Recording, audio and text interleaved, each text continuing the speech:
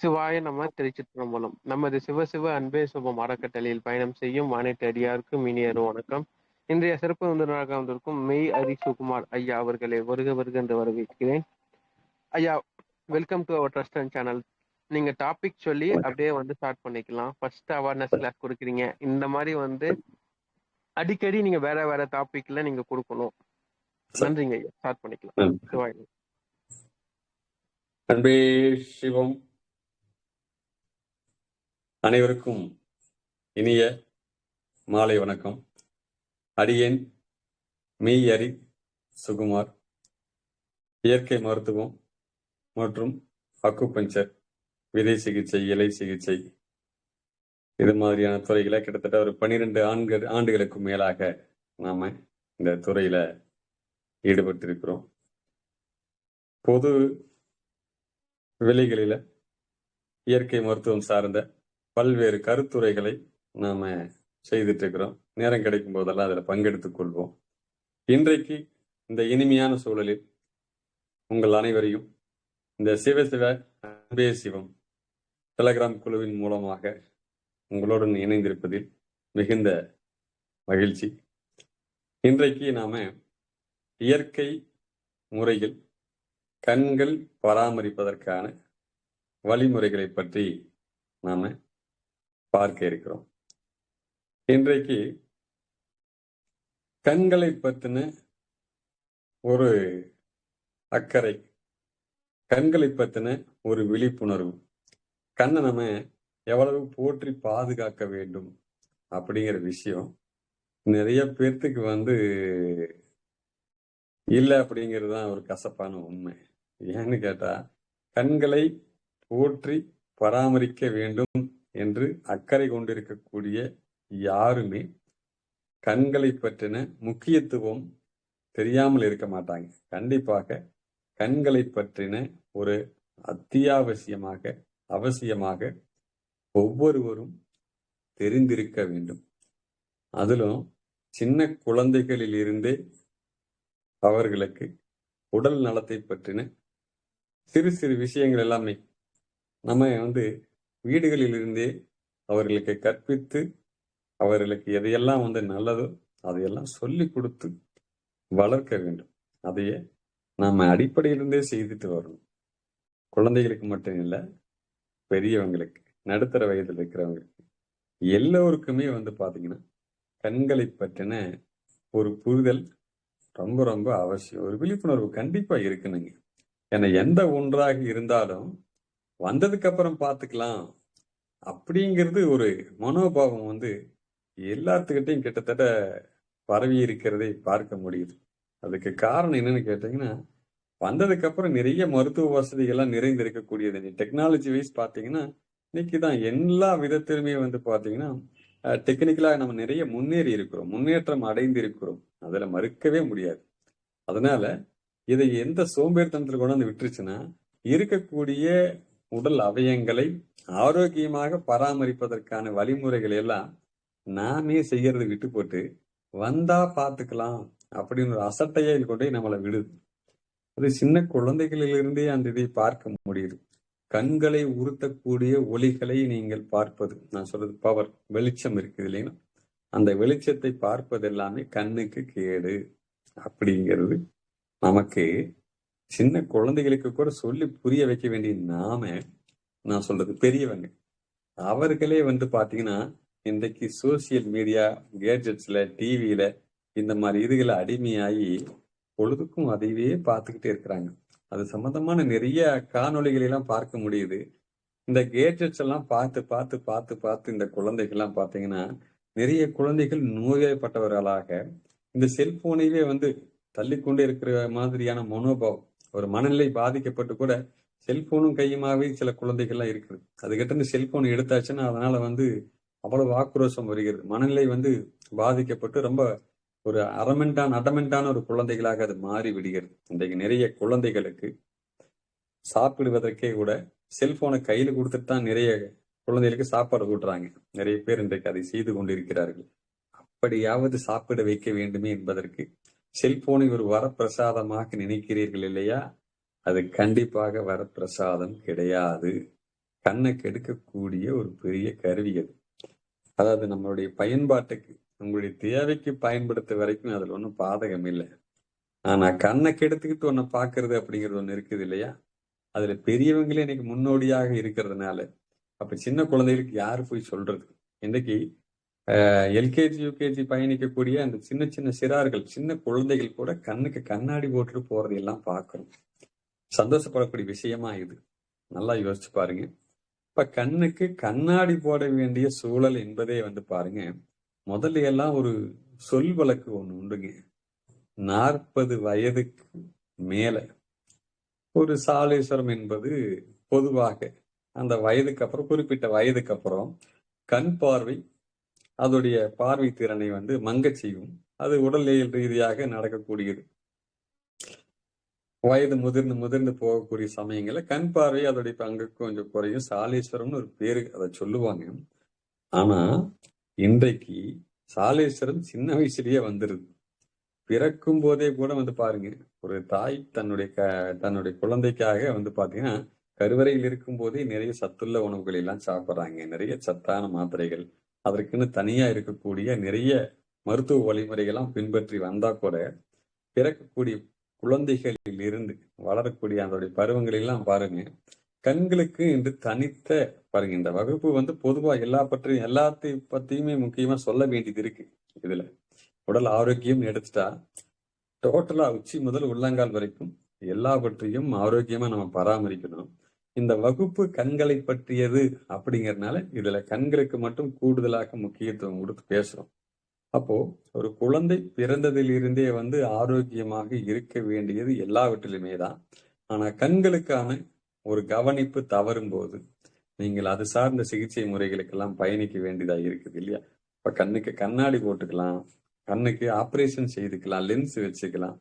இன்றைக்கு அதான் நவீன கருவிகள் எல்லாம் நிறைய வந்ததுக்கு அப்புறம் கண்களை பத்தி ஏதாவது ஒரு சிக்கல் வந்தா வரும்போது பார்த்துக்கலாம் அப்படிங்கிற மனோபாவனை இப்ப கொஞ்சம் முன்னாடி சொன்னேன் இல்லையா? அந்த மாதிரியான மனோபாவத்துக்கு நம்ம வந்துட்டோம். அதனாலேயே அப்போ இது சரியே இல்லை, உடனடியாக மாற்றியாக வேண்டியது. நவீனமோ ஒரு மருத்துவ வசதி என்பது நமக்கு தேவைப்படக்கூடிய சமயத்தில் பயன்படுத்தி கொள்வதற்காக, அதை நல்லா புரிஞ்சுக்குங்க. அதுக்காக இருக்கிற கண்ணுக்கு எடுத்துட்டு போய் மறுபடியும் அதுக்கான மருத்துவ வசதி போய் நம்ம பெறணுமா? அப்படி இல்லை. இருக்கிற கண்களை இயற்கையான வழிகளில் ஆரோக்கியமாக நாம் பேண வேண்டியது நம்முடைய ஒவ்வொருவருடைய கடமை. அத நாம எங்கே இருந்து துவங்க வேண்டும்? கண் ஆரோக்கியமா இருக்கக்கூடிய காலகட்டத்திலேயே தெரிஞ்சுட்டு பண்ணாதானே பிரயோஜனம் இல்லையா? அப்ப கண்களுடைய பார்வை திறன் எல்லாம் நிறைய பேருக்கு இழந்து விட்டதுக்கு அப்புறமே முழுமையாக பார்வை நிறைய பேர்த்துக்கெல்லாம் பறி போய் விட்டது. நிறைய பேர்த்துக்கு பறி போனவங்களை எல்லாம் பார்க்கிறோம். பாருங்க, நிறைய திடீர் வியாதிகளால பாத்தீங்கன்னா கண் பார்வையும் அதுல ஒரு பாதிப்பு எஃபெக்ட் ஆயிருக்கிறது. அதனால பார்வை போயிடுச்சு அப்படிலாம் சொல்றாங்க இல்லையா? அப்படினால் இந்த காரணம், இதுக்கு பின்னாடி இருக்கக்கூடிய விஷயங்கள் என்ன நடக்குது? அப்ப நமக்கு என்ன தெரியல, நமக்கு என்ன தெரிஞ்சிருக்கணும்? இயற்கையாகவே நாம இந்த கண்களை பராமரிப்பதற்கு நமக்கு சில விஷயங்கள்லாம் தெரிஞ்சிருக்கணும் இல்லையா? அதை பற்றி மட்டும்தான் இந்த இதுல பேச போறோம். இந்த இதுல சரிங்களா? கண்களை இயற்கையான வழிகளில் பராமரிப்பது எப்படி பார்க்கலாம். ஒன்னொன்னா பார்ப்போம். சரிங்களா? கண்களோட முக்கியத்துவத்தை நீங்க தெரிஞ்சுக்கணும்னா வேற ஒன்றும் இல்லை. நீங்க அன்றாடம் வீட்டுல புழங்கிட்டு இருக்கீங்களா? உங்க வீடுகள்ல, உங்க அலுவலகத்துல, உங்களுக்கு இருக்கக்கூடிய இடத்துல கண்களை ஒரு நல்ல துணி எடுத்து கட்டிட்டு எதிரில் காட்சியே தெரியாத அளவுக்கு நல்ல ஒரு கனமான துணியை கட்டிட்டு கொஞ்சமா நடந்து ஏதாச்சும் வேலை நடந்து பாருங்க. வீடுகளுக்குள்ள நீங்க இருக்கக்கூடிய இடத்துல ரோடுல நடந்துடாதீங்க, பெரும் விபத்துக்குள்ளாயிருவோம். நான் சொல்வது, இந்த கண்கள் எவ்வளவு முக்கியத்துவமாக நீங்கள் இந்த உலகத்தில் சிறப்பாக பயணித்துக் கொண்டு இருக்கிறீர்கள் அப்படின்னா அதுக்கு கண்களுடைய பங்கு பெரும்பங்கு இல்லையா? உங்கள் கவனிப்பு, அவதானம் சொல்லுவோம் இல்லையா? நீங்கள் எதை கவனிப்பதற்கும் உறுதுணையாக இருப்பது, நீங்கள் இந்த வாழ்க்கையை எப்படி வாழ வேண்டும் என்பதற்கு அதற்கு உறுதுணை செய்வது, இந்த உலகத்தில் இருக்கக்கூடிய இயற்கை காட்சிகள் எல்லாம், இந்த உலகத்தின் அழகை எல்லாம் ரசிப்பதற்கு எத்தனை கோடி இன்பம் வைத்தாய் இறைவாங்க மாதிரி எல்லாவற்றையும் நீங்கள் பார்ப்பதற்கும் அனுபவிப்பதற்கும் ரசிப்பதற்குமான இயற்கை தந்த கொடை. இந்த கண்களை பத்தின ஒரு முக்கியத்துவத்தை கொஞ்ச நேரம் கண்களை மூடிட்டு நடந்தாலே நம்மளால நடக்க முடியறதில்லை. அப்ப எவ்வளவு முக்கியமான ஒரு விஷயத்த நாம எவ்வளவு அசட்டையாக நாம் கையாள்கிறோம் இல்லையா? ரைட். இப்ப விஷயத்துக்கு வந்துருந்தேங்க. நாம இந்த கண்களுடைய இதுல பாத்தீங்கன்னா இப்ப மேஜரா இருக்கக்கூடியது 2 விஷயங்கள் இருக்குங்க. கிட்ட பார்வை அப்படின்னு இருக்கும், தூர பார்வை அப்படின்னு இருக்கும். நமக்கு பார்க்கக்கூடிய விஷயங்கள் பாத்தீங்கன்னா, பார்க்கக்கூடிய பொருள் கிட்டத்தில் இருக்கிறது தெரியும், தூரத்தில் இருக்கக்கூடிய பொருள் எல்லாம் தெரியாது அப்படின்னு அது கிட்ட பார்வை. சில பேருக்கு பாத்தீங்கன்னா பக்கத்துல தெரியாது, ஆனா தூரத்துல இருக்கிறது எல்லாம் தெரியும் அப்படின்னு இருந்தா அது தூர பார்வை. சரிங்களா? அப்ப இந்த 2 பார்வையில் வித்தியாசம் இல்லாம கண்ணுல புரை விழுவது, கண்ணுல பாத்தீங்கன்னா என்ன சொல்றதுங்க, கண்ணுல நிறைய கழிவுகள் சேர்ந்து கொண்டே போவதனால பாத்தீங்கன்னா அழுக்குகள் எல்லாம் படிந்து படிந்து படிந்து பாத்தீங்கன்னா அதுவே ஒரு திரை போல விழுந்து விடும். நிறைய பார்வை நரம்புகள் எல்லாம் அதை அழுத்தி கொண்டிருக்கும் போது உங்களுடைய விஷன், அதாவது பார்வை என்பது தெளிவாக இருக்காது இல்லையா? அப்படி இருக்கும்போது பாத்தீங்கன்னா கண்ணுல பார்க்கக்கூடியதை குளறுபடியை ஏற்படுத்தும். பொதுவா வயது அதிகமான வரக்கூடிய பார்வை கோளாறுகளை கூட நாம் இயற்கையான வழிகளில் நாம் சரி செய்து கொள்ள முடியும் அப்படின்னு நம்ம சொல்றோங்க. இதற்கு அடுத்தது இன்னொரு முக்கியமான விஷயம் என்னன்னா, குழந்தை பருவத்திலேயே பாத்தீங்கன்னா சில பேருக்கு பாத்தீங்க ஒரு கண் நல்ல வெளிச்சமா தெரியும், இன்னொரு கண் அவ்வளவு வெளிச்சமாக இருக்காது. அதாவது ஒரு கண்ணுல பார்வை நல்லா பார்க்கிற மாதிரி இன்னொரு கண்ணுல பார்க்க முடியறது இல்லை அப்படின்னு இருக்கு. காலப்போக்கில் இது போக போக சரியா என்னெல்லாம் கூட சமாதானப்படுத்திக்கிட்டே இருப்பாங்க. சில பேர் அதை எடுத்துக்கொள்வார்கள். சரிங்களா? இதுல என்ன கேட்டீங்கன்னா ஒளி சிதறல் ஆகும். ஒரு கண்ணுடைய பார்வை இதை பேலன்ஸ் பண்ணிட்டே இருக்கிறாங்க இல்லையா? இன்னொரு கண்கள்ல பாத்தீங்கன்னா ஒளி சிதறல் நடக்கும். அது சிறு குழந்தைகள் இருந்தே அது நடக்கிறனால எந்த ஒன்றையும் கூர்ந்து கவனிக்க முடியாமல் இருக்கும். நான் சொல்றது கிட்ட பார்வை தூர பார்வை இல்லாம ஒரு கண்ணுக்கு மட்டும் பவர் அதிகமா இருக்கு, இன்னொரு கண்ணுல அப்படியே கம்மியா இருக்கு.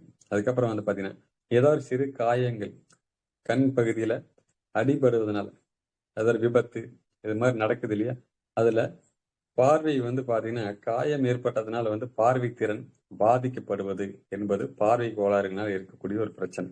அதுக்கப்புறம் கண்கள்ல வீக்கம், கண்ணுல நீர் வடிந்து கொண்டே இருப்பது, கண்ணுல ஃபங்கல்ஸ் எல்லாம் படிகிறது. இந்த மெட்ராஸைன்னு சொல்றோம் இல்லைங்களா, கிருமி தொற்று, ஒரு ஃபங்கல்ஸ், ஒரு விதமான ஃபங்கல்ஸ் படிந்து விடுனால கண்கள்லாம் ரெட்டிஸா மாறிடுது.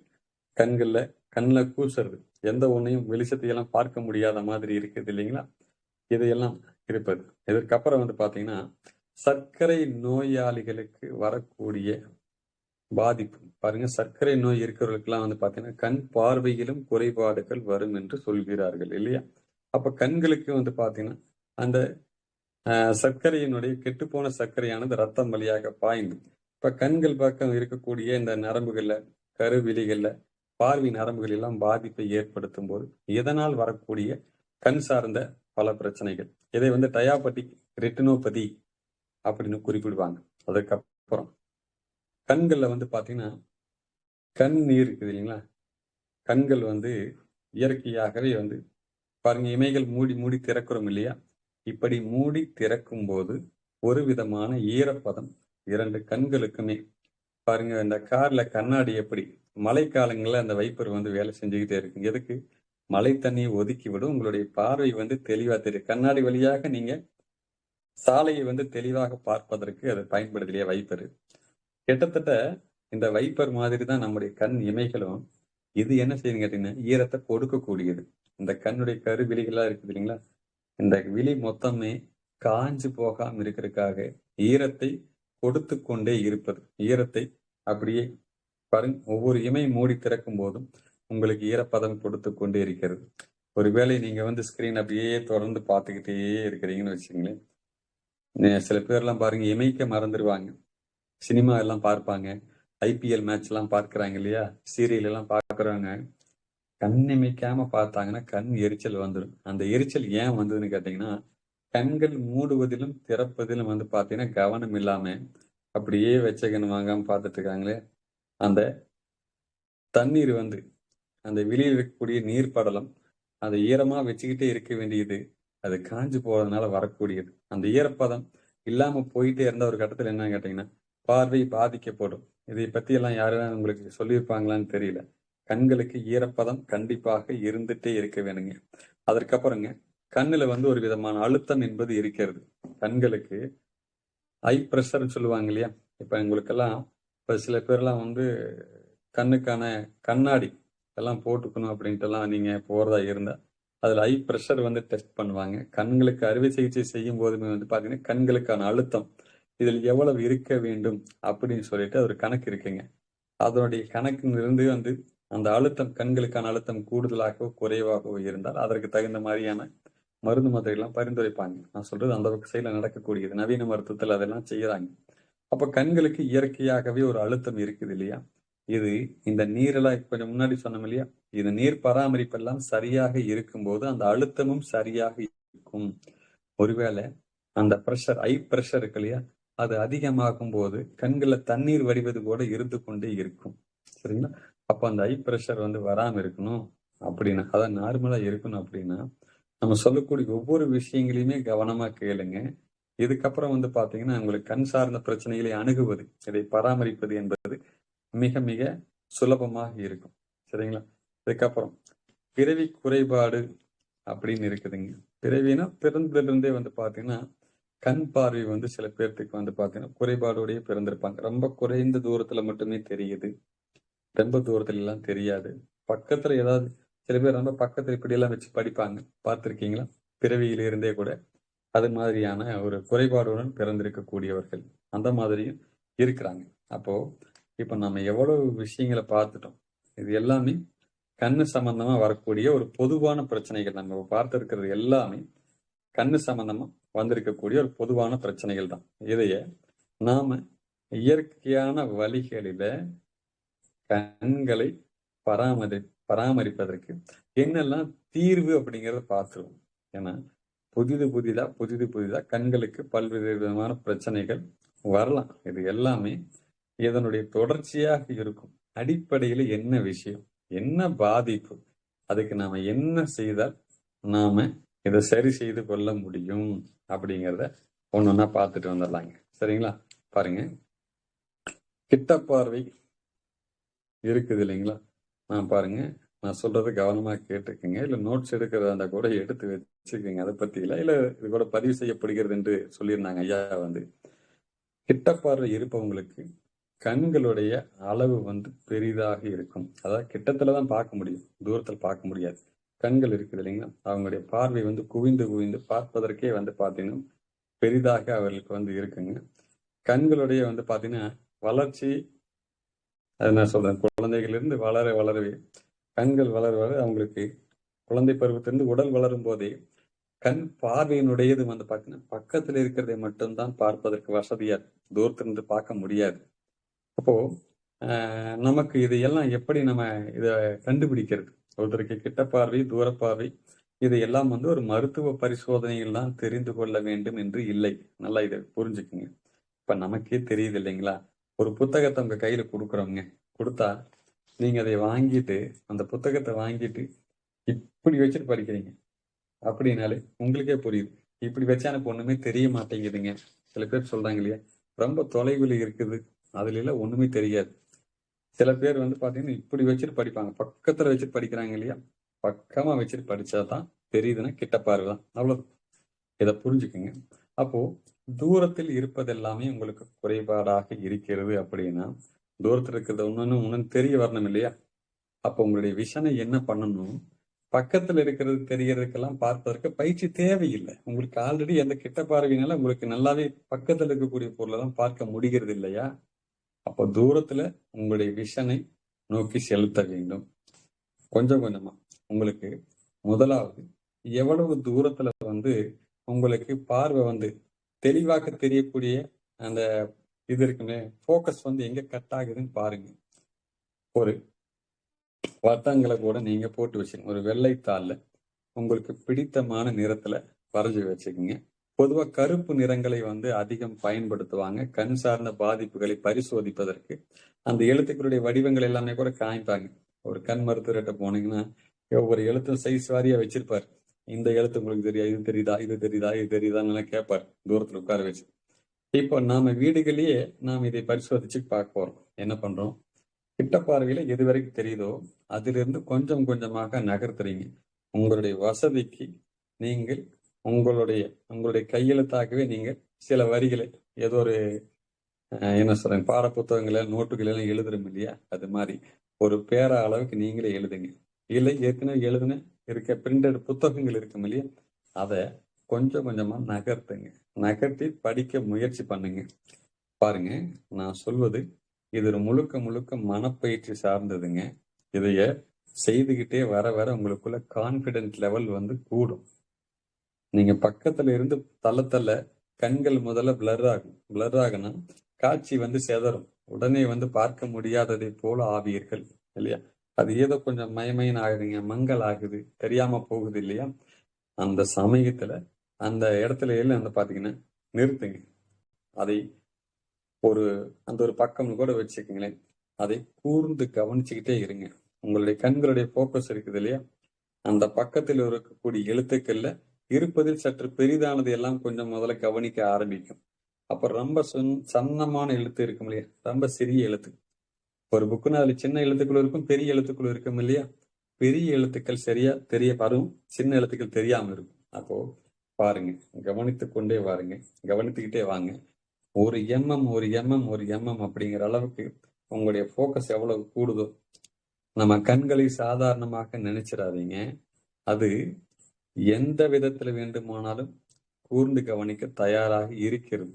நாம் அதற்கு பயிற்சி கொடுப்பது இல்லை என்பதை புரிஞ்சுக்கங்க. நீங்க பயிற்சி கொடுத்தீங்க அப்படின்னா அதை நாம் சுலபமாக எந்த ஒரு குறைபாட்டையும் கடந்து விட முடியும். சரிங்களா? அப்போ என்ன செய்யணும்? பக்கத்துல இருந்து கொஞ்சம் கொஞ்சமா நகர்த்துங்க, போக்கஸ் பண்ணணும். அந்த எழுத்துக்கள் முழுமையாக படிக்கக்கூடிய அளவுக்கான டிஸ்டன்ஸ் வரைக்கும் தள்ளி தள்ளி தள்ளி தள்ளி கொண்டு வந்துகிட்டே இருங்க. வர்றீங்க அப்படின்னா உங்களுக்குள்ளேயே பாருங்க, முதல் நாள் இருந்து அடுத்த நாளுக்குள்ள அந்த கொஞ்சமா தள்ளி இருப்பீங்க இல்லையா, நல்லா தெரியக்கூடிய இடம் இருந்து கொஞ்சம் தள்ளி வைக்கும் போது கொஞ்சம் பிளர் ஆச்சு இல்லையா, அந்த இடம் தான் நீங்க கவனிக்க வேண்டிய இடம் அப்படின்னு புரிஞ்சுக்குங்க. அப்படி இருக்கும்போது அதை கவனித்து கொண்டே வாங்க. ஆரம்பத்துல கண்களை தண்ணி கூட வருங்க, கண்கள் நீர் அப்படி திரை மாதிரி அப்படி நின்னுக்கும். நீங்க செய்து பாருங்க, செய்து பார்க்க பார்க்க உங்களுக்கு அது வசப்படும்.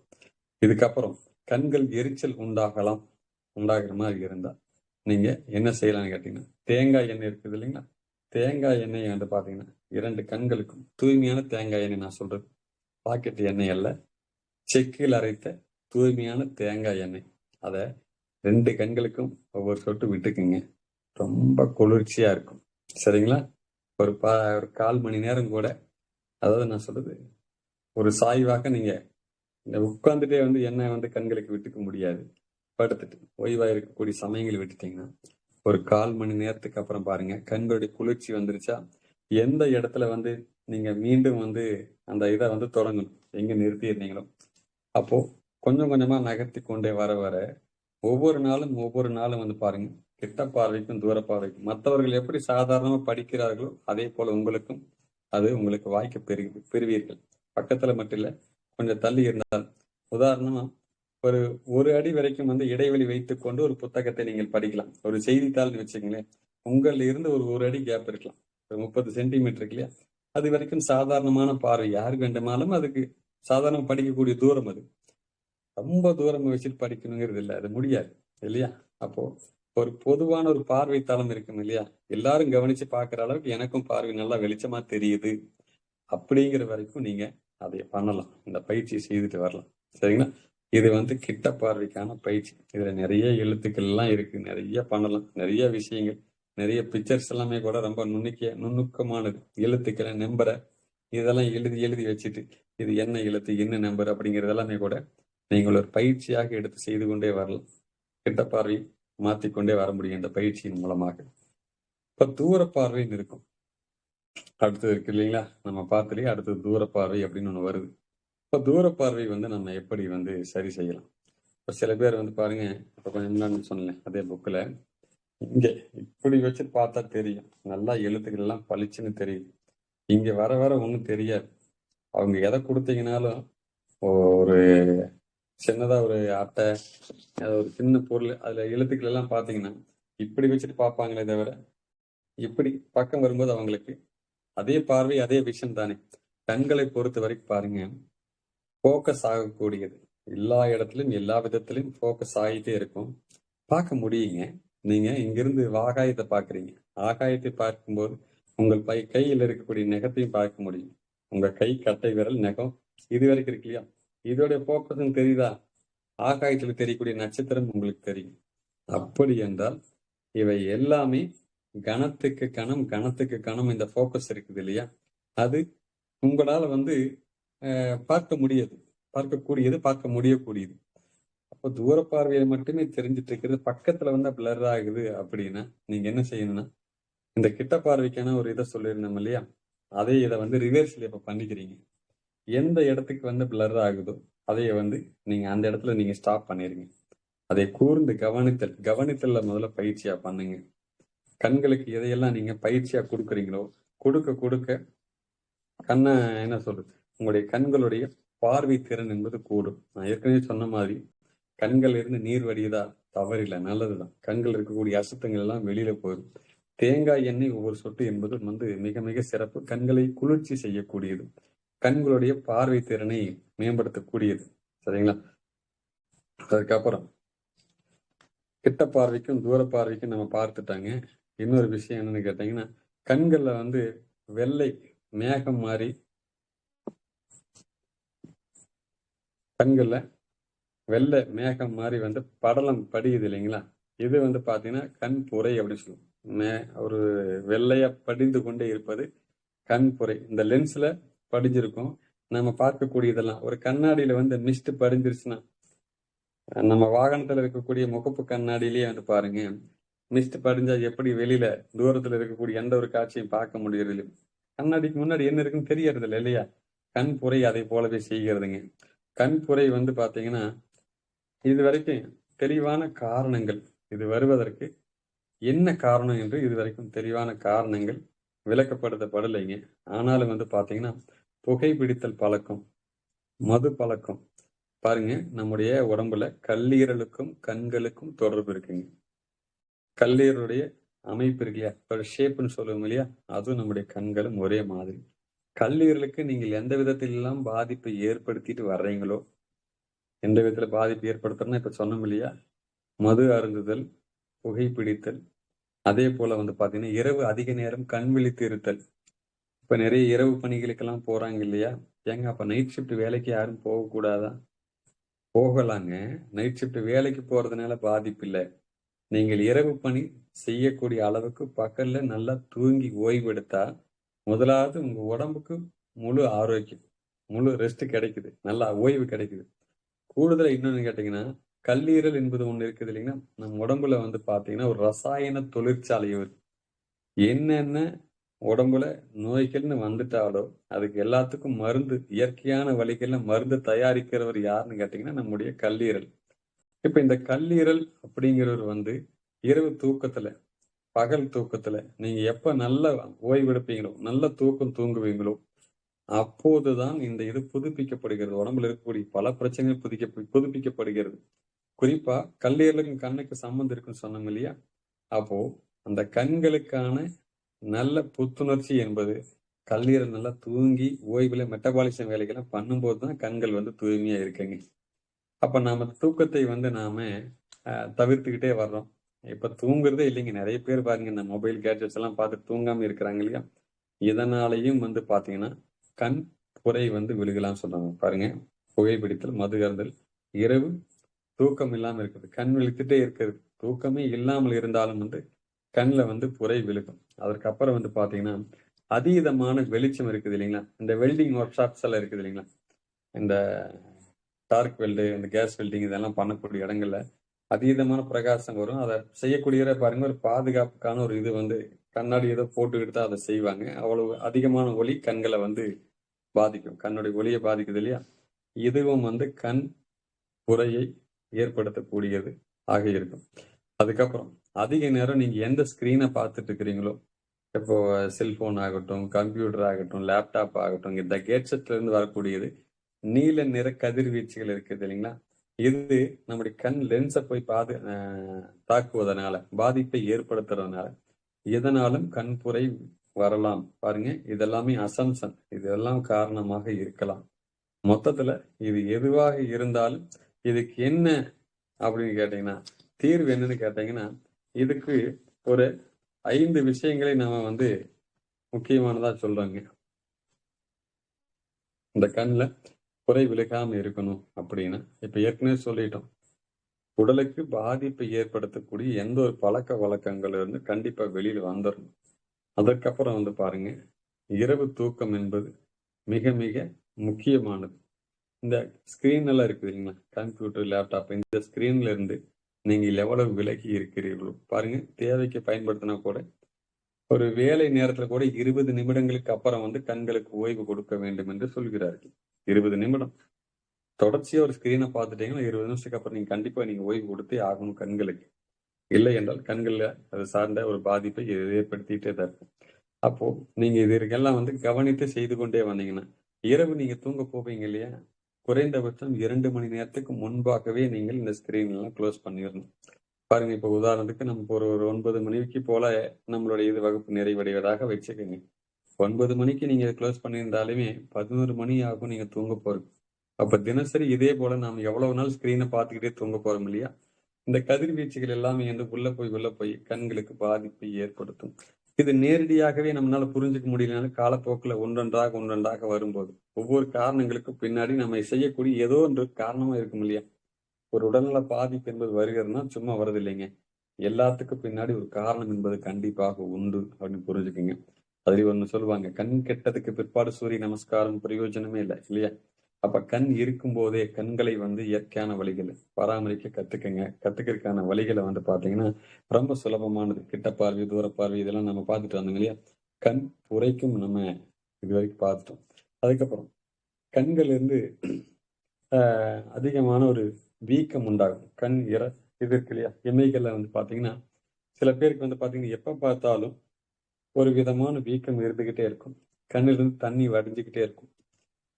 இருக்கு இல்லைங்களா? இதுக்கு மெயினான இன்னொரு விஷயம் புரிஞ்சுக்குங்க. இந்த பஞ்சபூத அடிப்படை கோட்பாடுன்னு ஒண்ணு இருக்குதுங்க. நிலம், நீர், காற்று, நெருப்பு, ஆகாயம் 5 இருக்குது இல்லையா? இந்த 5ல இந்த கண்களுக்கு கீழே சில பேருக்கு பாருங்க இந்த அளவுக்கு அப்படியே ஒரு குமிழ் மாதிரி நிற்கும். இங்க சில பேருக்கு மேல் இமையில, கீழ் இமைக்கு கீழே இந்த ஒரு பை மாதிரி நீர் கோர்த்து நிக்கிறதுன்னு எல்லாம் சொல்லுவாங்க. அப்படி ஒரு வீக்கம் இருக்கிறது என்றால் கவனிச்சு புரிஞ்சுக்குங்க. உங்களுடைய உடம்புல இருந்து கழிவு நீர்கள் உடம்பை விட்டு வெளியேறாம இருக்கிறது அப்படின்னு அர்த்தம். இப்ப இங்க வீங்கிலாம் இருக்குது இல்லையா, அவர்களுக்கு சிறுநீர் முறையாக பிரியாமல் இருக்கலாம். உடம்புல கழிவு நீர் தேங்கிட்டே போகுங்க. தேங்கிட்டு போச்சுன்னா அது எங்க வேணாலும் வீங்கும். சில பேர் கை காலெல்லாம் வீங்கி இருக்கும். கை காலில் வீக்கமாவே இருக்கு இல்லையா? கொஞ்ச நேரங்க காலை தொங்க போட்டு உட்காந்தாலே வீங்கி இதெல்லாம் சொல்றாங்க இல்லையா? இதுவும் இங்க கண்ணுக்கு கீழே வரக்கூடிய வீக்கம், கண்ணுல என்ன தண்ணி வடிஞ்சு கொண்டே இருக்கிறது, இது எல்லாத்துக்குமே தொடர்பு உண்டுங்க. இது எல்லாமே நீர், கெட்ட நீர், பஞ்சபூதத்துல ஒரு தீமை செய்யக்கூடிய நீரினுடைய அளவு உடம்புல தேங்கி கொண்டே போகிறது என்று அர்த்தம். அப்ப இதுக்கு என்னங்க செய்யறது? ரொம்ப ரொம்ப சுலபமான விஷயங்க. உடம்புல இருக்கக்கூடிய கெட்ட நீர் போகணும்னா நீர் சத்து உள்ள காய்கறிகள் அப்படின்னு சொல்லுவோம் இல்லையா? நீர் சத்து அப்படிங்கிறது பாருங்க, புடலங்காய், சுரக்காய், பாவக்காய், வெண்டைக்காய், இது மாதிரி நிறைய இருக்குங்க. சவுச்சவுல இருந்து நிறைய காய்கறிகள் இருக்கு இல்லையா? இதை நீங்க உணவா எடுத்துக்கங்க. பச்சையா இதை அரைச்சு நீங்க சாரா பயன்படுத்தினீங்க அப்படின்னா இந்த வீக்கம் உடனடியாக உடம்பை விட்டு நீங்கிரும். உடல் அந்த இதெல்லாம் வற்றி விடும். வீக்கமா சொல்றோம் இல்லையா, அதெல்லாம் வற்றி போய் ஆரோக்கியத்துக்கு வந்துடலாம். எப்போ ஒரு நீர் வீக்கம் உடம்புல வந்துருச்சோ, நீர்க்கோர்வைன்னு சொல்றாங்க இல்லைங்களா, நீர்க்கோர்வை எல்லாமே நீர்ச்சத்து உள்ள காய்கறிகளை நீங்கள் பயன்படுத்தும் போது, அதிலும் குறிப்பா பச்சையா பயன்படுத்தக்கூடியது எல்லாமே நீங்கள் அதே இதுல பயன்படுத்துங்க. அதை கொடுக்கக்கூடிய ரசாயனங்கள் ஏதாவது இருந்ததுன்னு மஞ்சள், கல்லுப்பு இது மாதிரி எல்லாம் போட்டு அந்த தண்ணீரை போட்டு முக்கி எடுத்து அலசியோ அதோடைய ரசாயன நச்சுக்கள் எல்லாம் வெளியே நீக்கிடுங்க. ஏன்னா சில பேருக்கு ஒரு சந்தேகம் இருக்கும், ஏங்க இவ்வளவு பூச்சி மருந்தெல்லாம் அடிச்சுதான் இன்னைக்கு விளைவிக்கிறாங்க, இதை போய் நாம பச்சையா சாப்பிட்டா நம்ம உடம்புக்கு ஏதாவது வேற பிரச்சனைகள் வந்துடாதா, நாம ஒண்ணு நல்லதுன்னு செஞ்சு சாப்பிட போக அது வேற ஒரு பாதிப்பை வந்துடக்கூடாது இல்லையா? அப்ப அதுக்கு என்ன முன் தயாரிப்பு வேலையை செய்யணுமோ மஞ்சள், எலுமிச்சை சாறு, கல்லுப்பு இதெல்லாம் போட்டு கூட சில கழுவிடலாம். சில காய்கறிகள்லாம் அது மாதிரிலாம் கழுவிட்டா தான் அதோடைய நச்சுக்கள் போகும். பண்ணுனதுக்கு அப்புறம் அதை நீங்க பச்சையா சாறு அடிச்சு குடிச்சு பாருங்க. கண்களுக்கு கீழே, இமைகளுக்கு கீழே, மேல் இமையில எங்கேயும் வீக்கம் வரக்கூடாது. நல்லா புரிஞ்சுக்கணும். அப்படி வருகிறது என்றால் அதுவும் கண் பார்வையை பாதிக்கக்கூடிய ஒரு காரணியாக மாறிவிடும். சரிங்களா? ரைட். இப்போ ஓவரால் இப்போ சில விஷயங்கள் அங்கும் இங்குமா சொல்லிட்டு வந்துட்டோம். இப்போ கண்கள்ல இப்ப நம்ம வீட்டிலேயே வந்து பாருங்க, சின்ன வயசுல இருந்து சீனியர் சிட்டிசன் சொல்லக்கூடிய வயது முதிர்ந்தவர்கள் வரைக்கும் எல்லாத்துக்குமே எல்லார் வீட்டுகளையும் இருப்பாங்க. பல விதமான ஏஜ் குரூப்ல நம்ம இருக்கிறோம். நம்மளே கூட இருக்கிறோம்னு வச்சுக்கோங்களேன். இப்ப நமக்கு வந்து பாத்தீங்கன்னா கண்கள்ல ஏதாவது பாதிப்பு இருக்கு. நான் இப்பவே வந்து அதை சரி செய்துக்கலாம் நான் நினைக்கிறேங்க. இதுக்கு வந்து ஏதாவது செக்லிஸ்ட் மாதிரி ஏதாவது இருக்கிறதா? இப்ப பார்த்தா பாருங்க, நான் எல்லாம் புக்கு படிக்கிறேங்க, கம்ப்யூட்டர் பார்க்கிறேன், டிவி பார்க்கிறேன். அதை பத்தியெல்லாம் எனக்கு ஒன்றும் பிரச்சனையே இல்லைங்க. நல்லா தான் இருக்கிறேன். இருந்தாலும் நான் ஏதோ சில பரிசோதனைகள் இயற்கையான வழிகளை தெரிஞ்சுக்கிட்டு அதுக்கு தகுந்த மாதிரி ஃபாலோ பண்ணிக்கிறேன் நான் அப்படின்னு கேட்டீங்கன்னா, இதுக்கு வந்து சில அறிகுறிகளை வந்து நீங்களே பார்த்துக்கிறதுக்காக சில அறிகுறிகளை சொல்றோம். பாருங்க, கிட்ட பார்வைக்கும் தூர பார்வைக்கும் நான் சொல்ல தேவையில்லை. கண் புரைக்கும் பேசிட்டோம். இது எல்லாம் தாண்டி நீங்க ஒரு பிகினிங் ஸ்டேஜ்ல கண்ணு சம்பந்தமான பாதிப்புல நீங்க இருக்கிறீங்க அப்படின்னா கூட பயப்பட வேண்டாங்க. பயப்பட தேவையில்லை. இயற்கையான வழிகள்ல சரி செய்வதற்கு நாம என்ன பண்ணலாம் அப்படிங்கிறத ஒரு சின்ன சின்ன அறிகுறிகள் நம்ம கண் பார்வை வந்து டெஸ்ட் பண்ணி பார்த்துக்கிறதுக்காக. முதலாவது வந்து பாருங்க, கண் பார்வைக்கு நம்முடைய கழுத்து இருக்குது இல்லைங்களா? கழுத்து, தோள்பட்டை இதற்கும் சம்பந்தம் இருக்குங்க. உங்களுக்கு கழுத்து, தோள்பட்டை வலிகள் இருக்கிறது என்றால் அலர்ட் ஆயிருங்க. என்ன காரணம் கேட்டீங்கன்னா, நமக்கு இந்த பக்கம் இருந்து கண் பார்வைக்கும் இங்கெல்லாம் வரக்கூடியதுக்குமான பார்வை நரம்புகள் எல்லாமே இங்க இருக்கிறதுங்க. எடுப்பிலேயே கண்ணிலேயே தான் ஒரு விஷன்லயே நம்ம பார்த்துதான் நம்ம ஒரு கண் பார்வை பிரச்சனை வருமோ அப்படின்னு நம்ம நினைச்சிட்டு இருக்க வேண்டியதில்லை. இது எந்த விதத்தில் வேண்டுமானாலும் வரலாம் என்பதை ஆய்வு செய்து ஏற்கனவே ஒரு இது வச்சிருப்பாங்க இல்லையா, செக்லிஸ்ட் வச்சிருப்பாங்க இல்லையா, அதிலிருந்து எடுக்கப்பட்டதுங்க இந்த தகவல்கள் எல்லாமே. கழுத்து, தோள்பட்டை வலிகள் இருந்தா இது சம்பந்தமான வலிகளாகவும் இருக்கலாம். அது வேற. பாருங்க, அதிகமா ஒரு சுமை தூக்கிட்டு வந்திருக்கிறார், ஒரு போர்ட்டர் இருக்கிறாருன்னு வச்சுக்கங்களேன். அவருக்கு இந்த வீட்டெல்லாம் தூக்கிட்டு வர்றதுதான் அவருடைய வேலை. அதுக்காக வலிக்கிறதுங்கிறது வேற. உங்களுக்கு அந்த மாதிரி வேலையே இல்லை. நீங்க ஒரு ஷீட் ஒர்க் தான் பண்றீங்க. நீங்க பாக்குறது ஒரு ஆபீஸ்ல ஒர்க் பண்ணிட்டு இருக்கீங்க. ஒரு நார்மலா வந்து தோள்பட்டைக்கெல்லாம் சுமை வச்சு வேலை செய்யற மாதிரி எல்லாம் ஒரு வேலை இல்லாத போது கூட கழுத்தோ தோள்பட்டையோ வலிக்கிறது என்றால் இது கண் பார்வையை நீங்கள் கவனித்துக் கொள்ள வேண்டிய ஒரு நேரம் என்பதை நீங்கள் புரிஞ்சுக்குங்க. அதற்கப்புறம் கண்ணு ரெண்டாவது சொல்றாங்க. ரெண்டாவது அறிகுறி என்னன்னு கேட்டீங்கன்னா, கண்ணு எப்ப பார்த்தாலும் வறண்டே போயிருக்கிறது. எதை பாருங்க, அடிக்கடி கண்ணை தேய்ச்சி விட்டுட்டே இருப்பாங்க. சில பேர் பார்த்திருக்கீங்களா? கண்ணை இப்படி போட்டு கசக்கி போட்டு தேய்ச்சிக்கிட்டே இருப்பாங்க. கண் வறட்சி உண்டாக்குது. நீங்க நீர்ச்சத்து பத்தாதனால பிடிச்சி கண்ணை பிடிச்சி தேய்ச்சிக்கிட்டே இருக்கிறீங்க. அந்த தவறு செய்யாதீங்க. உங்க வீடுகள்ல குழந்தைகளே கூட அடிக்கடி கண்களை தேய்க்கிறார்கள் என்றால் நீங்கள் ஈஸியான மெத்தட் முதல்ல சொன்னாலே தேங்காய் எண்ணெயை வந்து 2 சொட்டு விட்டீங்கனாலே அதுவே வந்து பாத்தீங்கன்னா எண்ணெய் பசையை கொடுக்கும். ஆச்சுங்களா? கண்களுக்கு குளிர்ச்சி கொடுக்கும். அதுக்கப்புறம் ஏதாவது கழிவுகள் இருந்தா தேங்காய் எண்ணெய் இருக்குதுங்களா, இது ஒரு அருமையான பொருளுங்க. தேங்காய் எண்ணெய் நீங்க சாதாரண நினைக்காதீங்க. ஏதோ குழம்புக்கோ சமையலுக்கோ பயன்படுத்தக்கூடிய ஒரு பொருள் மட்டும் இல்ல அது. அசுத்தங்களுக்கு குப்பைகள் எல்லாம் வெளியேற்றதுக்கு சுத்தம் பண்றதுக்கு ஒரு அருமையான சுத்திகரிப்பான்னு எது கேட்டீங்கன்னா தேங்காய் எண்ணெய். அப்ப நீங்க அடிக்கடி தேய்ச்சிட்டு இருக்கிறதுக்கு குப்பை ஏதாச்சும் உள்ளுக்குள்ள இருக்கிறதுனாலே அதனால வந்து அரிப்பா கூட இருக்கலாம். அலர்ஜி இது மாதிரி ஏதாவது இருக்கலாம் இல்லையா? இந்த அலர்ஜி, குப்பைகள் விழுந்தது, இந்த மாதிரி அரிப்புக்கு கூட தேங்காய் எண்ணெய் விட்டுட்டு நீங்க ஒரு 1/4 மணி நேரம் கழிச்சு இது பண்ணிட்டீங்கன்னா தேவையில்லாத வேஸ்டேஜ் எல்லாம் அதுல போயிருமா? அடிக்கடி தேய்க்க மாட்டீங்க. கண்ணு குளிர்ச்சி ஆயிரும். இல்லைங்க, இதுக்கு அப்புறம் வந்து எனக்கு என்ன அடிக்கடி கண்ணை தேய்ச்சிட்டே இருக்கணும் போல் இருக்குதுன்னா அருமையான வழி. குளிர்ந்த நீர் இருக்கு இல்லையா, பச்சை தண்ணி தாங்க, சுத்தமான தண்ணியில கண்களை அடிக்கடி கழுவுங்க. அப்படி கழுவிட்டீங்கன்னா ஈரப்பசை இல்லாம இருந்தது இல்லையா, பாருங்க கண்கள் வறண்டு போக 2வது பாயிண்ட் சொன்னோம் இல்லையா, அதையும் இந்த இதுவும் ஈரப்பசைக்கு ஈரப்பசை கிடைச்சிடும். ஏன்னா கண்களை பச்சை தண்ணியில் கழுவுறீங்க இல்லையா, அதுக்கு ஈரப்பசை கிடைக்கும். உங்க கண்கள் ஆரோக்கியமாக மாறிவிடும். புரிஞ்சுங்களா? ரைட். இதற்கு அடுத்தது வந்து பாத்தீங்கன்னா, மங்கலான பார்வை. எத பார்த்தாலும் எனக்கு ரொம்ப மங்கலாவே தெரியுதுங்க. அ இப்ப சில பேர்லாம் சொல்லுவாங்க. ஒரு புக்க எடுத்து குடுத்து, "இங்க நீ இத படி" அப்படிம்பாங்க. ஏன்னா, அவங்க கண்ணுக்கு நல்லா தெரியுது. நம்ம கண்ணுக்கு தெரியலையானாலும் சில பேருக்கு பரிசோதனை பண்ணி பார்க்கலாம் அப்படிங்கிறதுக்காக பார்க்கறதுக்கெல்லாம் சொல்லுவாங்க. "நீ இத படி." ஐயோ! என்னால ஏன்னா படிக்க முடிய மாட்டேங்குது. எனக்கு ஏனோ பிளர் ஆகுது. ஒண்ணும் தெரியவே மாட்டேங்குது. சில பேர் அதுக்கே பயந்துக்குவாங்க. ஆக்சுவலா பயப்பட வேண்டியதில்ல. பார்வையினுடைய திறன் வந்து குறைந்து கொண்டு வருகிறது என்றால், எப்ப கூட நீங்க ஒண்ணும் கெட்டு போகல. அலர்ட் ஆயிருங்க. ரொம்ப சரி பண்ணிக்கிறதுக்கான ஒரு சிறந்த வழிகள் இருக்கு. அதுக்கான இது என்னன்னு கேட்டீங்கன்னா, பார்வை எப்போது மங்குகிறதோ பாருங்க, கலிக்கம் அப்படின்னு ஒண்ணு இருக்குங்க. கலிக்கம் அப்படின்னா நாட்டு மருந்து கடைகள்ல கிடைக்கக்கூடியது. கண்ணுக்கு விடுறதுக்கு பேரு கலிக்கம்னு பேருங்க. அதுக்கு சில சித்த மருந்துகத்துல மூலிகைகள்லாம் சேர்த்துட்டு அதுக்கான மருந்து செய்வாங்க.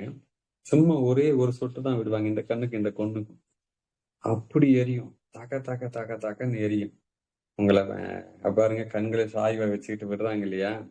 அந்த இதுல அவ்வளவு 1 நிமிஷம் அல்லது 2 நிமிஷம் இருக்கும் அந்த எரிச்சல். அதுக்குள்ளயே உங்களுக்கு கண்ல அப்படியே தண்ணி தார தாரையா வரும். பூராமே வெளியில வந்துருதா, அந்த அசுத்தங்கள்லாம் வெளியில வந்ததுக்கு அப்புறம், கண்ணு பார்த்தீங்கன்னா புதுசா ஒரு 2 பல்ப் எடுத்து உள்ளுக்குள்ள மாட்டுன மாரி அவ்வளவு வெளிச்சமா, பிரகாசமா தெரியுங்க. கலிக்கம்னு ஒண்ணு இருக்குதுங்க. இளநீர் குழம்பு, இல்லது நேத்திரப்பூண்டு தைலம். இது எல்லாமே நாட்டு மருந்து கடைகள்ல கிடைக்கக்கூடியது. இதுல எத வேணாலும் வாங்கிக்கங்க. 15 நாளுக்கு ஒரு முறை, 15 நாளைக்கு ஒரு முறை கண்களுக்கு விட்டுட்டு வாங்க. கண்ணு ரொம்ப பிரகாசமாயிரும். மங்கலான பார்வை அப்படிங்கிறத பத்தி நீங்க கவலைப்பட வேண்டிய அவசியம் இல்லை. ரைட். அதுக்கு அடுத்து தலைவலி இருக்குது இல்லைங்களா? சில பேருக்கு அடிக்கடி தலைவலி வந்துட்டே இருக்குமா? தலை இப்படி புடிச்சுப்பாங்க.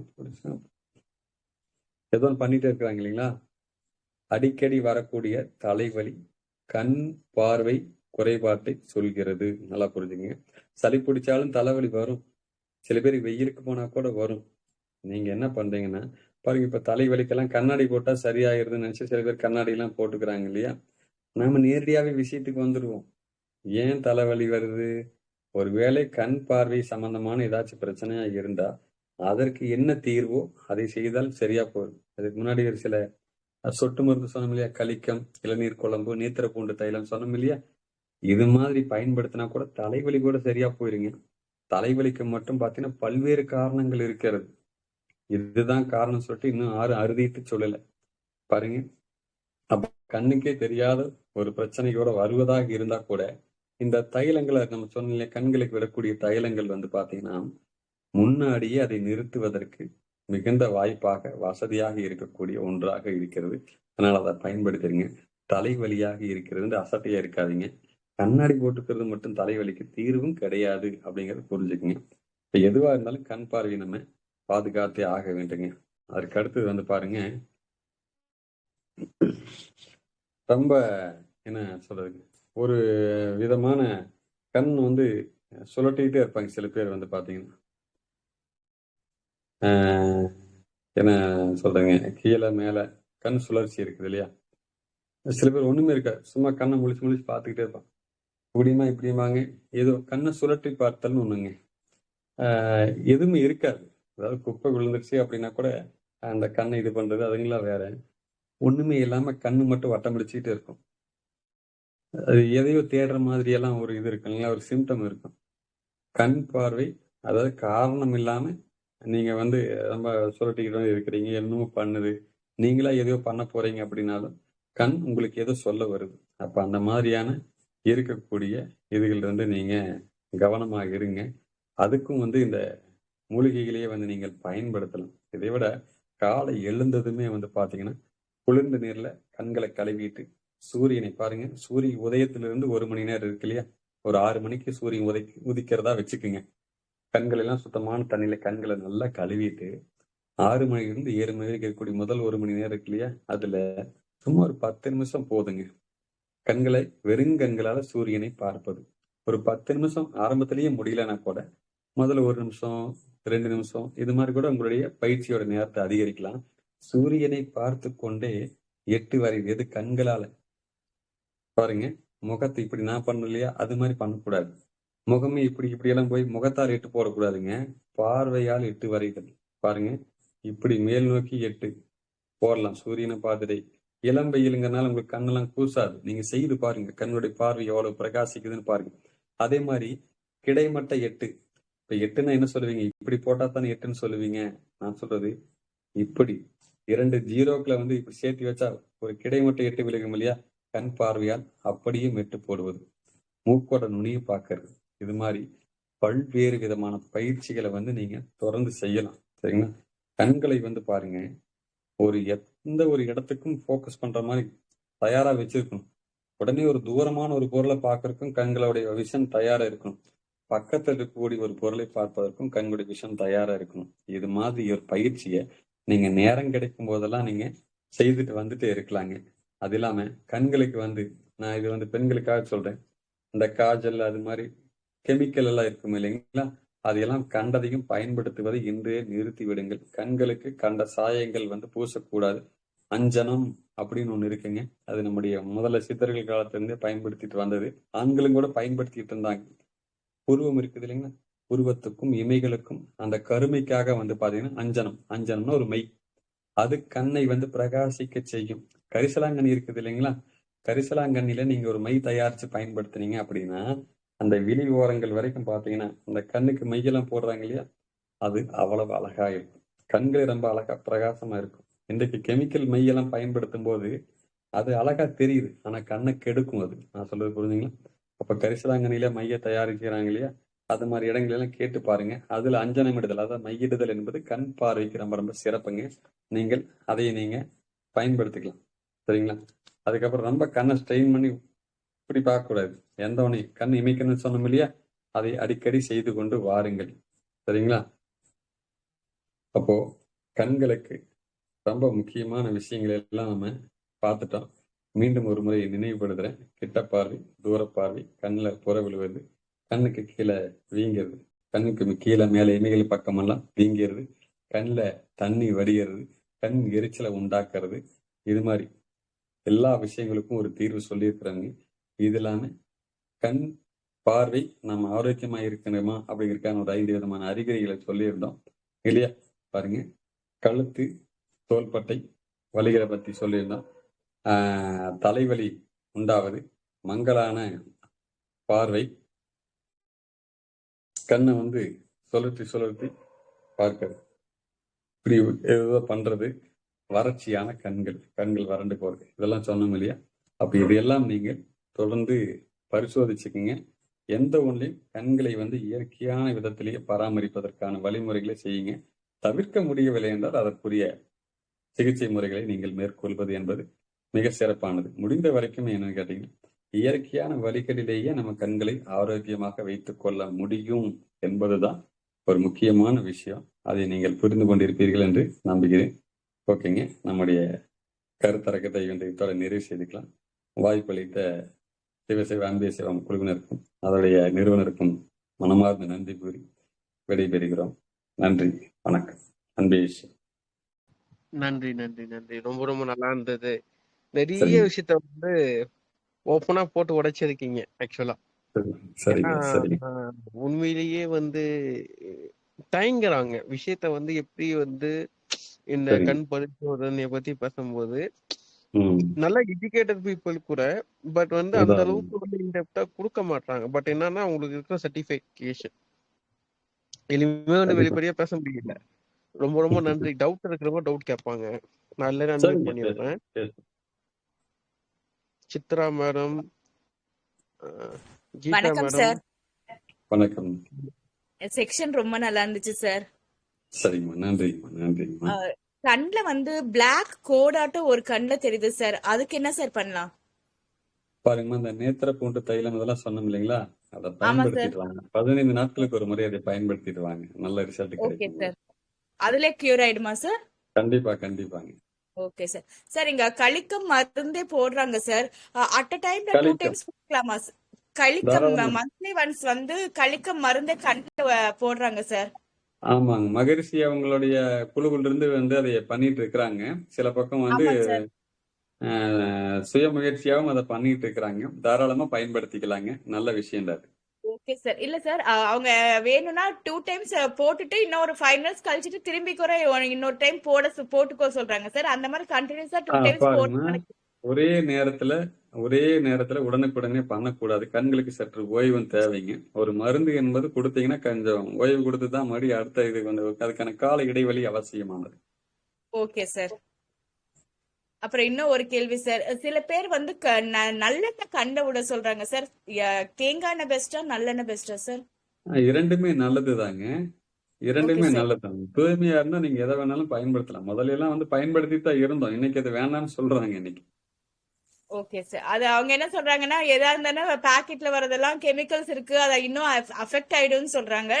நீங்க நாம சொல்ற மாதிரி அந்த அதைத்தான் சொல்றேங்க. செக்குல வாங்கினதா நல்லா செக்குல இருக்கும் சார். வாங்கின எண்ணெயை கூட ஒரு வெள்ளை துணி இருக்கும் இல்லைங்களா, ஒரு பருத்தி துணி காட்டன் துணியில வச்சு வடிகட்டிட்டு அப்புறம் நீங்க பயன்படுத்துங்க.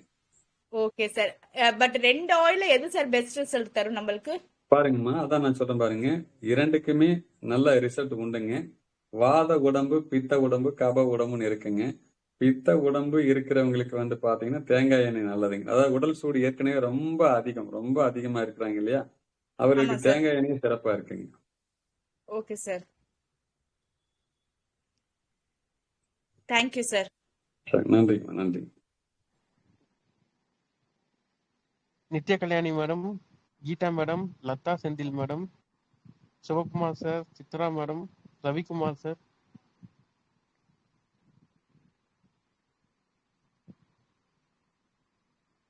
சார், கண்ணு எரிச்சல் வந்து இப்போ அதிகமா இருக்கு. ட்ரை ஐஸ் வருது இல்ல சார்? அதுதாங்க அதுக்கு நம்ம வந்து கண் பாருங்க, இன்னைக்கு கேஜெட்ஸ் வந்து நிறைய இடைவெளி இல்லாம பாக்குறோம், கண் இமைக்காம பாக்குறோம் பாருங்க.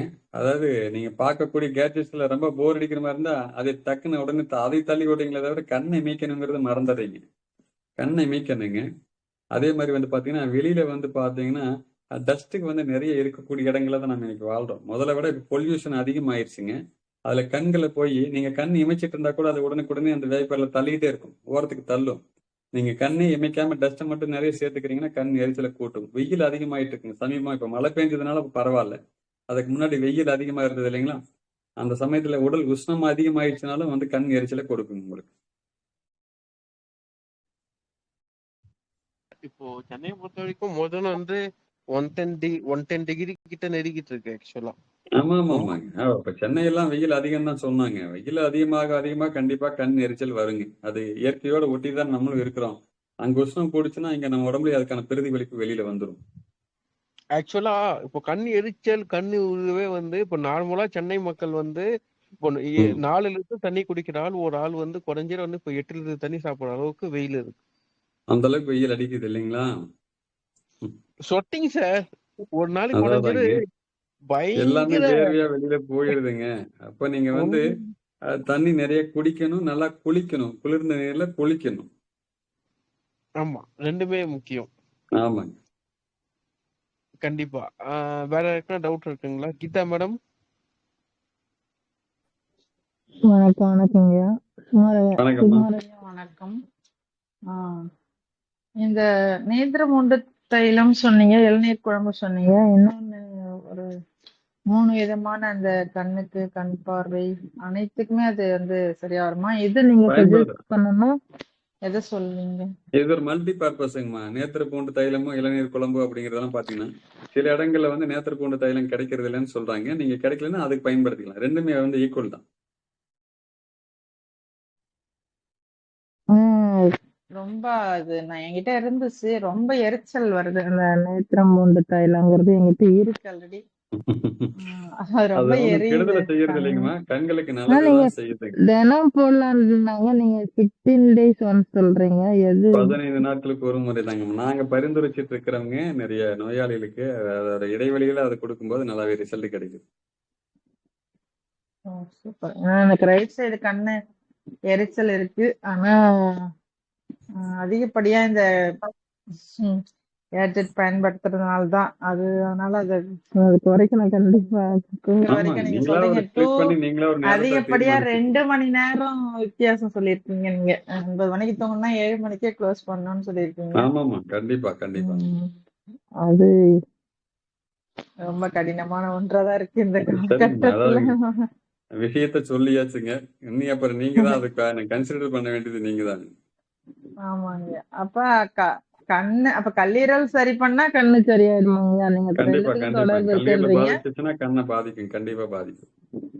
ஓகே. அப்ப குளிர்ந்த காய்கறிகள் மட்டுமே அது சாப்பிட்டா அது கல்லீரலுக்குன்னு எப்படி அது அந்த பாதிப்பை சரி செய்ய வேற என்ன மெத்தட் என்ன இருக்குங்க ஐயா? பாருங்க, கல்லீரல நீங்க நல்ல உறக்கத்தை கொடுத்துட்டீங்கன்னா கல்லீரல் தானே புதுப்பிச்சுக்குதுங்க. கல்லீரல் தனியா புதுப்பிக்கிறதுக்குன்னு தனியா ஒண்ணும் இல்ல. நீங்க கல்லீரலுக்கு ரொம்ப தேவையானதுன்னு கேட்டீங்கன்னா நல்ல தூக்கம் தான் அதுக்கான முக்கிய தேவைங்க.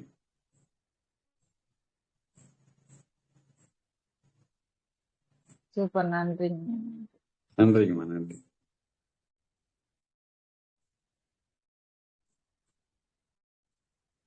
நன்றிங்க. ஆக்சுவலா ஐயா சொன்ன மாதிரி நம்ம கல்லீரலுக்கும் கண்ணுக்கும் சம்பந்தம் உண்டு. அது யாருக்குமே தெரியறது இல்ல. ஏன்னா நம்ம முதல்ல அந்த 8 மணி இப்போ என்ன முதற்கொண்டு நானே அந்த விஷயத்த செய்யறது கிடையாது சார். நானே ஒத்துக்கிறேன். மேக்சிமம் என்னோட ஒர்க் முடிக்கிறதுக்கு மினிமம் ஓப்பனா நான் பிளாங்காவே சொல்லிடுறேன்னு 12ல இருந்து 1 மணி ஸ்கிரீன் டைம் முடிக்கிறதுக்கு. திருப்பி மார்னிங் பாத்தீங்கன்னா திருப்பி மார்னிங் 6 o'clock ஸ்கிரீன் டைம்ல உட்காருவேன்.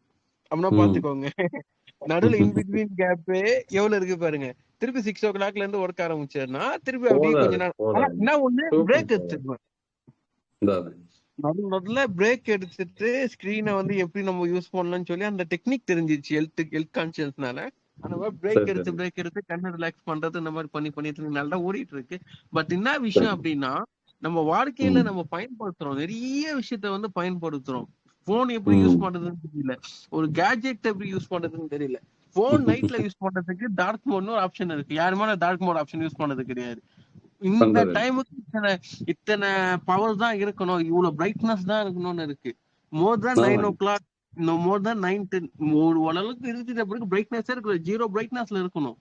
அப்பதான் நம்ம கண்ணோட பவர் அப்சார்ப்ஷன் கம்மியாகும்.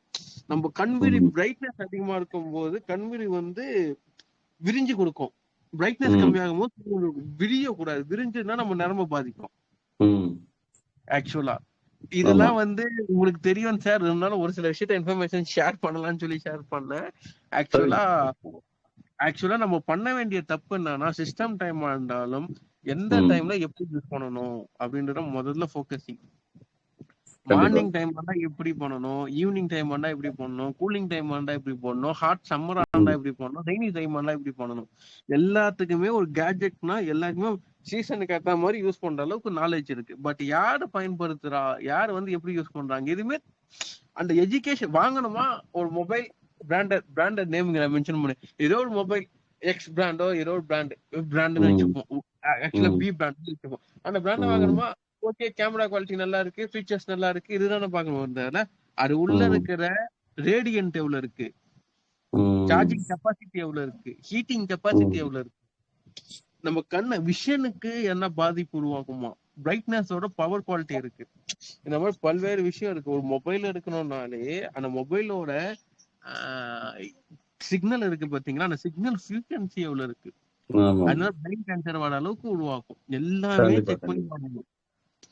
ஆக்சுவலா நம்ம மொபைல்ன்றது சாதாரண விஷயமே கிடையாது. நம்ம ஆண்ட்ராய்டு வெர்ஷனுக்குள்ள மாற அதுக்குள்ள சேஃப்டி பர்பஸ் எப்படி ஹேண்டில் பண்ணணும்னு கத்துக்கணும். இப்போ நான் குறைஞ்சு 15 மணி நேரம் சிஸ்டம்ல உட்காருவேன், ஓகேங்களா. அது எப்படி யூஸ் பண்ணணும்னு எனக்கு தெரியும். அந்த பிராக்டிஸ்ல உட்காரும் போது கரெக்டா ஸ்கிரீன் டைம் 1 மணி நேரம் 1.5 மணி நேரம் உட்காரணும்னா ஒரு 15 நிமிஷம் 20 நிமிஷம் கேப் ரிலாக்ஸ் பண்ணிப்போம். 10 நிமிஷம், ஒரு 2 ஹவர் ஆச்சா ஒரு 1/2 hour கேப். அந்த மாதிரி நம்ம கேப் எடுத்து ரிலாக்ஸேஷன் எடுத்து பண்ணும் போது பிரச்சனை கிடையாது. கண்டினியூஸா நீங்க அப்படி யூஸ் பண்ணுங்க. நைட்ல ஃபுல்லா பிரைட்னஸ் வச்சு 10 மணிக்கு பாத்தீங்கன்னா சத்தியமா சொல்றேன் 3 மணி நேரம் தூங்க மாட்டீங்க. ஆக்சுவலா இது உண்மையிலேயே சார், நல்ல பிரைட்னஸ் ஃபுல்லா வச்சிருவாங்க, மூவி பார்ப்பாங்க, அப்படியே ரூம் ஃபுல்லா டார்க்னஸ். கண்டிப்பா பார்க்க கூடாது. அப்ப என்ன பண்ணணும்னா டார்க் மோடு போட்டுட்டு மொபைலோட பிரைட்னஸ் ஃபுல்லா கம்மி பண்ணிடணும் ஜீரோல. அப்ப ஜீரோல கம்மி பண்ணும் போது என்னன்னா நம்ம மூணு வெளிச்சம் இருக்கும் பாத்தீங்கன்னா அந்த அளவுக்கு இருக்கும் கெப்பாசிட்டி. போன் மூணை பாக்குற மாதிரி தான் போனை பார்க்கும். அந்த அளவுக்கு உள்ள நம்மளுக்கு அந்த போனோட சாஃப்ட்வேர் என்ன சொல்றதுன்னா இந்த டைமுக்கு இந்த பிரைட்னஸ் யூஸ் பண்ணணும் தான் சொல்றாங்க. அந்த பிரைட்னஸ் யூஸ் பண்ணா மக்களோட ஹெல்த்துக்கு பாதிப்பு இருக்காது, கண்ணு பாதிக்காது. கண்டிப்பா. அதே மாதிரி வெட்டிக்கோன்ற ப்ராப்ளமும் போன்னாலதான் உருவாக்குது. எதனால இந்த விஷயம் கண்டிப்பா. எல்லாம் சொல்றேன்னா, எல்லாமே டிவைசஸ், எல்லாமே போனு, சவுண்ட் ஃப்ரீக்வென்ட்ல இருந்து எல்லாமே செக் பண்ணி வாங்குங்க. தயவு செய்து சொல்றேன், ஒரு போன் வாங்குறதுக்கு முன்னாடி அட்வான்டேஜ் என்ன, டிஸ்அட்வான்டேஜ் என்ன, அப்ளிகேஷன் என்ன, இது 3 மட்டும் ஃபோக்கஸ் பண்ணுங்க. வேற எதுவுமே தேவையில்ல. அட்வான்டேஜ், டிஸ்அட்வான்டேஜ், அப்ளிகேஷன் வந்து என்ன சாஃப்ட்வேர், என்ன குவாலிட்டி, என்ன ஏதுன்னு அது பாத்துக்கணும். அட்வான்டேஜை பொறுத்த வரைக்கும் பிளஸ் ஆர் மைனஸ் இருக்கும், அது பிரச்சனை. பிளஸ்ஸா இருந்தா மைனஸை வந்து எப்படி ரெக்டிஃபை பண்ணலாம்? பிளஸ்ஸா இருந்தா பிளஸ்ன்னு சொல்ல முடியாது, அங்கேயும் ஒரு மைனஸ் வச்சிருப்போம் பிளஸ்ஸா. அந்த மைனஸை ரெக்டிஃபை பண்ணி நம்ம பாத்துக்கணும். ரொம்ப ரொம்ப நன்றிங்க சார். ஆக்சுவலா வந்து எதனால இந்த விஷயத்த சொன்னேன் அப்படின்னா, இந்த மொபைலை பத்தி நான் எதுக்கு இப்ப நான் பேசினேன்னா, ஏன்னா கண்ணை பத்தி பேசுறோம், பட் அந்த மொபைலோட யூசேஜ் வந்து சத்தியமா ஸ்கிரீன் டைம்ல இருந்து டெலிவிஷன், இப்ப ஆண்ட்ராய்டு டிவி வந்துருச்சு சார். மொபைலையே ஆண்ட்ராய்டு ஆக்கிட்டோம், பெரிய ஆமா. இதுவா போட்டு. அது உண்மையிலேயே இது இல்லாம வந்து ஸ்கூல்ல வந்து ஸ்மார்ட் போர்டு வச்சு அங்கே ஸ்கிரீன் டைம் வச்சுட்டான். எந்த இடத்துல இன்னும் கூடிய வரையில பாத்தீங்கன்னா இன்னொரு 5 வருஷத்துல கம்பல்சரி மினிமம் 5th ஸ்டாண்டர்டுக்கு மேல மொபைல் வந்து கம்பல்சரி குத்துற சொல்லிடுவாங்க. ஏன்னா இப்ப எல்லாமே முன்னெல்லாம் உட்காந்து டைரியில உட்காந்து ஹோம்ஒர்க் நோட் பண்ணிட்டு இருந்தோம். 4 மணிக்கு ஸ்கூல் விடுவாங்க, 3:45க்கு டைரி டைம்னு ஒரு டைம் போடுவாங்க. அந்த டைம் கிளாஸ் டீச்சர் வருவாங்க, உட்காந்து டைரி எழுதுனியா செக் பண்ணி சைன் போட்டு கொடுப்பாங்க. அப்பதான் நமக்கு இது கிளாஸ் ரூம் விட்டே வெளியே வர முடியும். 4 மணிக்கு சைன் போடனா வெளியே வர முடியாது. அதுதான் ப்ரொசீஜர். இப்போ டைரி டைம்லாம் கிடையாது, டைரக்டா வாட்ஸ்அப் டைமிங் ஆகி போச்சு. இப்போ வாட்ஸ்அப்ல குரூப்ல மெசேஜ் போட்டோமா, வாட்ஸ்அப்ல குரூப் மெசேஜ் போட்டோமா, முடிஞ்சு போச்சு. வாட்ஸ்அப் ஆன் பண்ணோமா. இந்த மாதிரி ஆண்ட்ராய்டுல ஆக்சுவலா வந்து இந்த சொசைட்டியும் ஒரு காரணம். கண்டிப்பா அது யாரு கண்டிப்பா. எல்லாமே இதுல நாம நம்மளை எப்படி ப்ரொடெக்ட் பண்ணிக்கலாம், நம்ம எப்படி நம்ம ஹெல்த்தியா இருக்கலாம் அப்படிங்கறத நம்ம பார்க்கணும். எஸ், கண்டிப்பா. ஆக்சுவலா உங்க குழந்தைய அந்த போன் கொடுக்காம ஒரு வாட்ஸ்அப்ல மெசேஜ் வருதா, மிஞ்சி போனா ஒரு பிரிண்டர் மிஷின் வாங்கி வைங்க. ஒரு பிரிண்டர் மிஷின் வாங்கி வச்சுன்னு ₹1 ஜெராக்ஸ், ₹1 ஜெராக்ஸ்ல இங்க் அதே ஃபில் பண்ணிட போறீங்க. கிட்டத்தட்ட ஒரு 10,000 பிரிண்ட் போடலாம் ஒரு இங்க் ஃபில் பண்ணீங்கன்னா. அந்த அந்த வாட்ஸ்அப்ல வர மெசேஜ அப்படியே வந்து பிடிஎஃப் ஆக்கி அப்படியே ஒரு ஜெராக்ஸ் போட்டு பேப்பர் இந்தாப்பா நீ கேட்ட இது மெசேஜ், அவ்வளவுதான், முடிஞ்சு போச்சு, நீ படிச்சுக்கோ. எனக்கு தெரிஞ்ச வரைக்கும் அட்வைஸ் நான் அப்படிதான் பண்றேன். எதனாலன்னா போன் தேவையில்ல, உங்களுக்கு பிடிஎஃப் வந்துருக்கா, இந்த புக் தானே வேணும், நான் ஜெராக்ஸ் போட்டு கொடுக்குறேன், புக்கை வச்சு போச்சு, எதுக்கு உனக்கு போன்? சிம்பிள்.